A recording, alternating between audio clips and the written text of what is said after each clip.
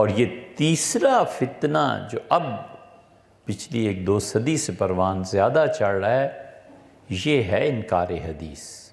حدیث کچھ نہیں، ظنی روایات ہیں، خبر واحد ہے۔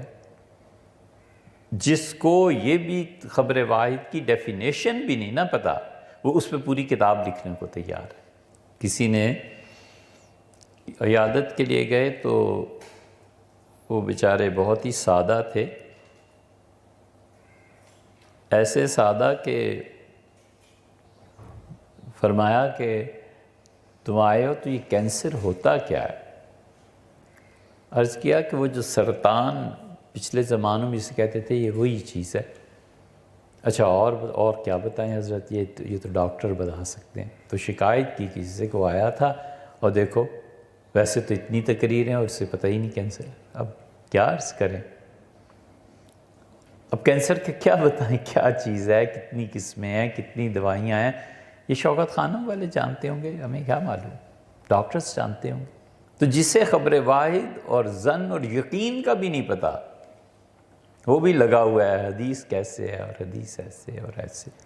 اب یہ فتنہ آہستہ آہستہ کیا بڑی تیزی سے پھیل رہا ہے۔ صدی 2 صدی پہلے شروع ہوا تھا، اس سے پہلے لوگ دیندار تھے، لوگوں کے پاس علم تھوڑا تھا مگر عمل بہت زیادہ تھا، عقیدہ جو بھی تھا بڑا پکا تھا، چاہے آپ اسے کفر کا ہی عقیدہ کہہ لیں مگر اڑے ہوئے تھے، بغیر یہ سوچے اور جانے کہ حدیث کا انکار خود قرآن کریم پہ جا پڑے گا، اور حدیث کے انکار سے قرآن کریم کی نفی ہو جائے گی۔ بھئی ایک ہی زبان ہے، وہ کہتی ہے یہ میرا جملہ ہے، یہ اللہ کا جملہ ہے۔ اگر وہ زبان ناقابل اعتبار ٹھہری تو خود اس قرآن کا کیا ثبوت ہے؟ تو یہ ناسبی جتنے ہیں اہل بیت کرام رضی اللہ عنہ کی توہین، نئے شوشے، سیدنا حسین ابن علی رضی اللہ عنہما صحابی ہی نہیں تھے، سبحان اللہ۔ اگر حسین صحابی نہیں تھے تو حسن بھی نہیں تھے، عبداللہ ابن زبیر بھی نہیں تھے، مسور بھی نہیں تھے، نعمان بھی نہیں تھے رضی اللہ عنہ، محمود ابن ربی رضی اللہ عنہ بھی نہیں تھے، یہ سب جتنے، عبداللہ ابن زبیر بھی پھر نہیں تھے، ایک انہی پہ کیوں برسنا ہے؟ سب کو نکالو پھر۔ اصاغر یعنی عمر میں چھوٹے صحابہ کرام رضی اللہ، حضور صلی اللہ علیہ وسلم جب انتقال ہوا ہے تو تمہارے ممدوح اور جن کے تم گیت گاتے ہو ہمیشہ، محمد بن ابو بکر، وہ تو سرے سے صحابی نہیں رہتے، کیونکہ وہ پیدا کب ہوئے ہیں؟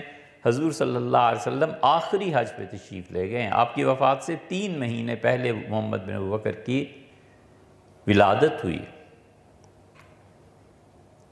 حضرت اسماء رضی اللہ عنہ سے اور حضرت بکر رضی اللہ عنہ، اسماء کے شوہر تھے، اسماء کی شادی ہوئی تھی حضرت جعفر رضی اللہ عنہ سے، پھر جعفر رضی اللہ عنہ کی شہادت کے بعد ان کا نکاح سیدنا ابو بکر رضی اللہ عنہ سے ہے، پھر حضرت بکر رضی اللہ عنہ کے انتقال کے بعد ان کا نکاح ان کے پرانے شوہر کے چھوٹے بھائی دیور سیدنا علی رضی اللہ عنہ سے ہوا ہے۔ پھر انہوں نے حضرت علی رضی اللہ عنہ سے کہا کہ جنت میں بھی آپ کے ساتھ رہنا چاہتی ہوں، شہادت سے پہلے۔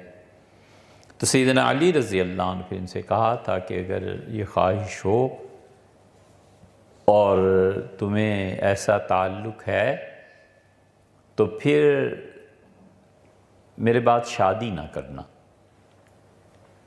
یہ کئی جگہ پہ چیزیں ملیں گی کہ شوہر نے بیوی سے کہا کہ اگر میرے ساتھ ہی رہنا ہے تو پھر شادی نہ کرنا۔ یہ جو نکاح کی تجدید اور اس پہ بیوگان کے نکاح کی پوری تحریک اٹھی تھی ہندوستان میں، علماء نے چلائی، بالکل صحیح تھی۔ وجہ اس کی یہ نہیں ہے کہ کتاب و سنت، وجہ اس کی یہ تھی کہ ہندوؤں کا اثر اتنا آ گیا تھا کہ بیوہ عورت کا نکاح بہت بڑا عیب سمجھا جاتا تھا، تو انہوں نے ہندوؤں کے اثرات اور تہذیب سے مسلمانوں کو محفوظ رکھنے کے لیے یہ تحریک چلائی تھی۔ کرنا کئی ایسے واقعات مل جائیں گے۔ سیدنا علی رضی اللہ عنہ پھر ایک دن یہ بھی فرمایا کہ میرے بعد معاویہ نکاح کا پیغام بھیجیں گے تو پھر شادی نہیں کرنی. پھر حضرت اسماء رضی اللہ عنہ نے نہیں کی تھی. محمد بن ابو بکر پیدا ہوئے ہیں تو حضرت اسماء رضی اللہ عنہ نے کہا کہ اللہ کے رسول اب میں اس حالت میں ہوں تو حج کا پھر آپ نے فرمایا ایسے ایسے. حضرت بکر رضی اللہ عنہ لے کے گئے اپنے بیٹے کو, گود میں ڈالا اور عرض کیا کہ اللہ کے رسول اللہ نے بیٹا عنایت فرمایا ہے. تو آپ بہت خوش ہوئے اور فرمایا سموہ باسمی, اپنے بچے کو میرا نام دو. تو اس لیے ان کا نام محمد رکھا گیا. رسول اللہ صلی اللہ علیہ وسلم نے اپنا نام جن جن کو دیا ہے بہت تھوڑی تعداد ہے, تو فرمایا میرے نام پہ اس کا نام رکھو. تو یہ تو بالکل ہی صحابی نہیں رہتے, 3 مہینے کا بچہ. اس لیے اب یہ ایک نئی چیز چل کہ حضرت حسین رضی اللہ عنہ, خیر نئی کیا 50 سال پہلے بھی ایسے تھے, پمفلٹ چھاپتے تھے. یہ ساری تحریک ضم ہو جاتی ہے آخر پہ انکار حدیث پہ. اس لیے کہ حدیث میں جو چیزیں آئی ہیں آپ اس کو کہاں لے جائیں گے. سیدنا حسین ابن علی رضی اللہ عنہ کے قاتلین کا انجام ترمذی میں آیا ہے, اس کا بھی انکار کر دو. بخاری شریف میں ایسی چیزیں آئی ہیں, اب جب حدیث سامنے آتی ہے پھر اس کا بھی انکار کرنا پڑتا ہے. پھر دھیرے دھیرے یہ حدیث کا انکار شروع ہو جاتا ہے.